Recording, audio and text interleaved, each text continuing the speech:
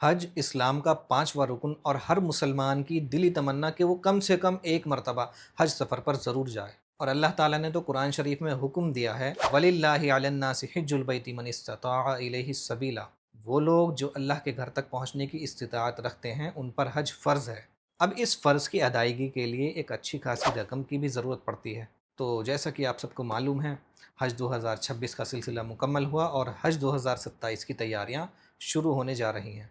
तो अगर आप भी हज 2027 का इरादा कर रहे हैं और अप्लाई करने वाले हैं, तो आपके ज़हन में भी ये सवाल ज़रूर होगा कि हम अप्लाई तो कर देंगे, लेकिन आखिर खर्च कितना आएगा। और इसीलिए आप इस वीडियो में आए हैं, तो वीडियो को पूरा वॉच करें। इस वीडियो में हम देखेंगे कि आखिर हमें हज के लिए टोटल कितने अमाउंट की ज़रूरत पड़ने वाली है और क्या ख़र्च हमसे हज कमेटी लेने वाली है।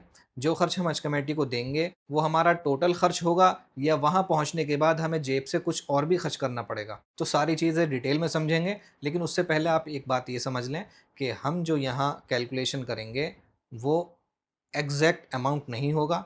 आपका जो फाइनल अमाउंट है वो हज कमेटी के ऑफिशियल सर्कुलर आने के बाद ही पता चल पाएगा आपको हज 2027 के लिए हज कमेटी आपसे कितना चार्ज करने वाली। लेकिन हम इस मरतबा हज 2026 में जो हज कमेटी ने खर्च लिया और इससे पिछले साल हज 2025 में जो लिया, उनको देखेंगे, उसकी कैलकुलेशन करेंगे, उसके बेस पर समझेंगे कि अगले साल के लिए लगभग कितने खर्च की ज़रूरत पड़ सकती है। तो वीडियो देखते रहें और एक-एक चीज़ गौर से समझें। मैं कोशिश करूँगा कि एक-एक चीज़ आपको डिटेल में बताऊँ, समझाऊँ। जो भी खर्च आपका हज में आने वाला होता है, वो सारी चीज़ों पर, उन सब चीज़ों पर नज़र डालेंगे इंशाअल्लाह।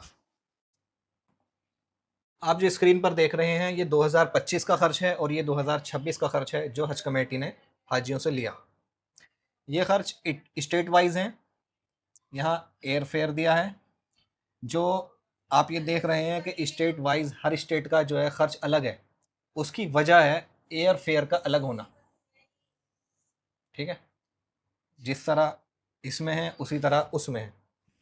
सारे खर्च सब बराबर होते हैं, सिर्फ जहाज़ का किराया कम और ज़्यादा होने की वजह से हर स्टेट से खर्च बदल जाता है। अब हम दिल्ली के हिसाब से कैलकुलेशन लेके चलेंगे। 2025 में दिल्ली के हाजियों से कितना खर्च लिया गया और 2026 में क्या खर्च लिया गया और इसमें हज कमेटी ने क्या सहूलतें, क्या फैसिलिटीज़ दी। देखिए, 2025 में दिल्ली से 3,27,400 रुपये हर हाजी को पे करने पड़े और 2026 में 3,46,000 रुपये हज कमेटी ने हाजियों से लिए। अच्छा, कुछ हाजियों को इसमें भी कन्फ्यूज़न होगी जो 2026 में गए। अब वो कहेंगे कि दिल्ली से हमसे तो पैसे ज़्यादा लिए गए थे। तो आप एक बात समझ लें, इसमें आपकी कुर्बानी ऐड नहीं है। जिन लोगों ने हज कमेटी को कुर्बानी का पैसा दिया था, उनके उनकी कैलकुलेशन इससे ज़्यादा हो गई होगी। शायद 17-18 हज़ार रुपये पर हाजी हज कमेटी ने लिए थे। ठीक है, और उसके बाद में भी एक लास्ट सर्कुलर जो आया हज कमेटी का, वो पर हाजी 10,000 रुपये हज कमेटी ने और लिए। तो फिर ये खर्च बाद में बढ़ गया था। फ़िलहाल हम इसके बेस पर कैलकुलेशन करेंगे। अब इन 2025 और 2026 के खर्च में जो डिफरेंस है, इसके बीच का डिफरेंस अगर आप देखेंगे तो शायद लगभग 4 से 5% का डिफरेंस इन दोनों में है। मतलब एक साल में लगभग 5 से 6% का डिफरेंस आया। अब हम इसी डिफरेंस को समझते हुए अगर 2027 का खर्च जोड़ें, तो उस हिसाब से अगर 3,46,600 में लगभग 3,46,000 में अगर हम 5-6% अगर जोड़ेंगे तो लगभग 3,63 के आसपास का खर्च आपका आएगा। 3,64 लगभग आपका खर्च आया। अब इसमें आपको हज कमेटी क्या देगी वो समझ लेते हैं।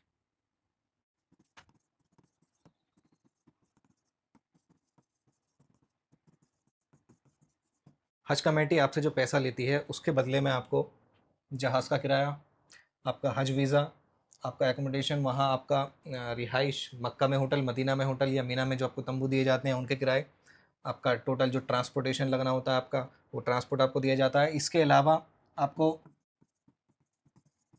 हज इंस्पेक्टर, जो आपका वहाँ जिसको अक्सर लोग खादिम के नाम से जानते हैं, जो खिदमत में आपके लोग वहाँ रखे जाते हैं, हज इंस्पेक्टर होते हैं, हज ट्रेनर होते हैं आपके, ये सब चीज़ें आपको हज कमेटी देती है। इसके अलावा हज 2026 में हज कमेटी ने एक ऑप्शन दिया था, अगर आप खाना हज कमेटी से लेना चाहते हैं तो उसके लिए फॉर्म अप्लाई करते टाइम आप वहाँ एक ऑप्शन था उसको टिक कर सकते हैं। काफ़ी लोगों ने ये ऑप्शन चूज़ भी किया, लेकिन ये सर्विस हज कमेटी इस मरतबा नहीं दे पाई। सुनने में आया है अगले साल 2027 में खाना हज कमेटी तीनों वक्त का हाजियों को मुहैया कराएगी। तो अगर हज कमेटी खाना देती है तो इसमें आपका खाना भी ऐड हो जाएगा, लेकिन उसके लगभग लगभग लगभग 35 से लेके 40,000 रुपये आपको एक्स्ट्रा देने पड़ेंगे लगभग। फ़िलहाल हम इसको हटा दे रहे हैं। अगर हज कमेटी ऑप्शन रखती है तो इस पर आगे बात करेंगे। फ़िलहाल अभी हम खाने के खर्च को अलग जोड़ेंगे। ये वो खर्च है जो हज कमेटी हमसे लगभग इन चीज़ों का 3,64,000 एक अनुमानित आंकड़ा हम लगा रहे हैं। लगभग इतना अमाउंट आपको देना पड़ सकता है। वक्त आने पर इससे ज़्यादा भी हो सकता है और कम भी हो सकता है। एक अनुमान लगा के चल रहे हैं, इतना पैसा आपको देना होगा। अब उसके अलावा जो खर्च आपको वहाँ अपनी जेब से करना होगा, यहाँ हज कमेटी को पैसा देने के बाद, वहाँ सऊदी पहुँचने के बाद जो आपका सफ़र 38-40 दिन का होगा, उस सफ़र में आपको कितना पैसे की ज़रूरत पड़ेगी।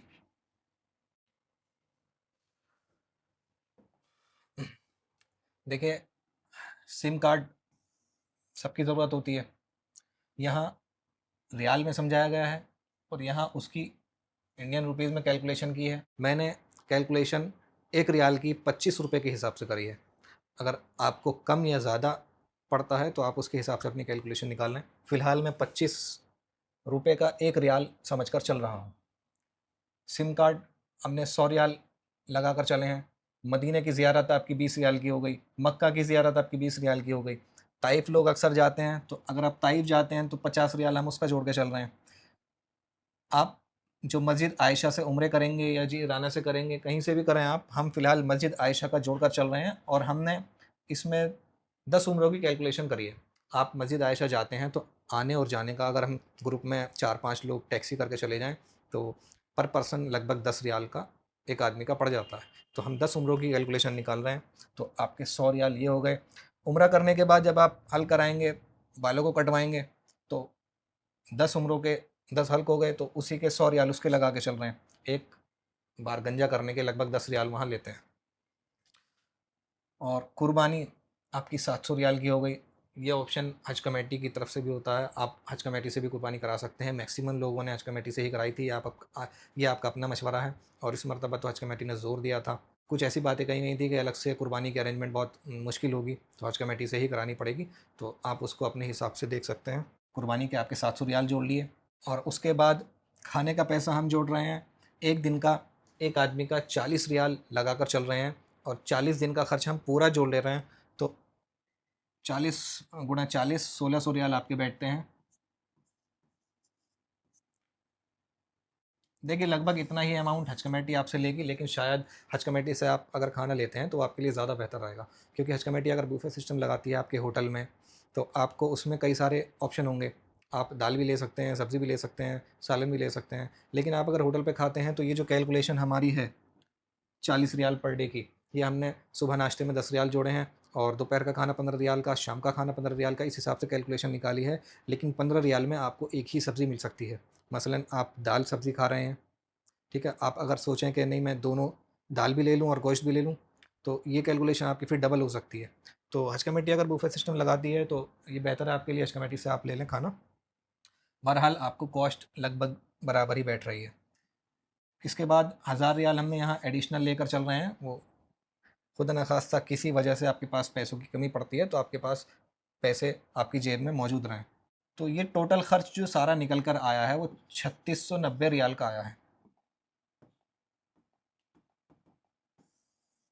3690 रियाल इंडियन रुपीज़ में अगर 25 रुपये पर रियाल के हिसाब से कैलकुलेशन करते हैं तो 92,250 रुपये आपके एक आदमी का खर्च आ रहा है। तो 3,64,000 और 92,250, इसको अगर हम कैलकुलेट करें तो ये अमाउंट आपकी लगभग 4,56,250 रुपये पहुंच गई।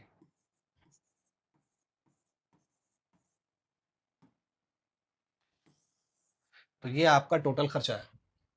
आप अगर हज कमेटी से अप्लाई करते हैं तो लगभग लगभग ये खर्च आपका आने वाला है। अब ये खर्च आपका अपने हिसाब से ऊपर नीचे भी हो सकता है। अगर आप शॉपिंग आपके ऊपर निर्भर है, आप कैसी ख़रीदारी वहाँ करना चाहते हैं। ख़रीदारी आप करेंगे तो जितनी आपको ख़रीदारी करनी है उसके हिसाब से आप इसमें पैसा ऐड कर लें। खाने में अगर आप कुछ और पसंद करना चाहते हैं, आप खाने का अपना बजट बढ़ाना चाहते हैं तो वो इसमें ऐड कर लें। अब इसके अलावा आपके कुछ और सवालात हैं तो कमेंट बॉक्स में लिखकर ज़रूर बताएँ, या आप हज सफ़र पर जा चुके हैं तो आपका एक्सपीरियंस कैसा रहा उसको भी लिख कर बताएँ।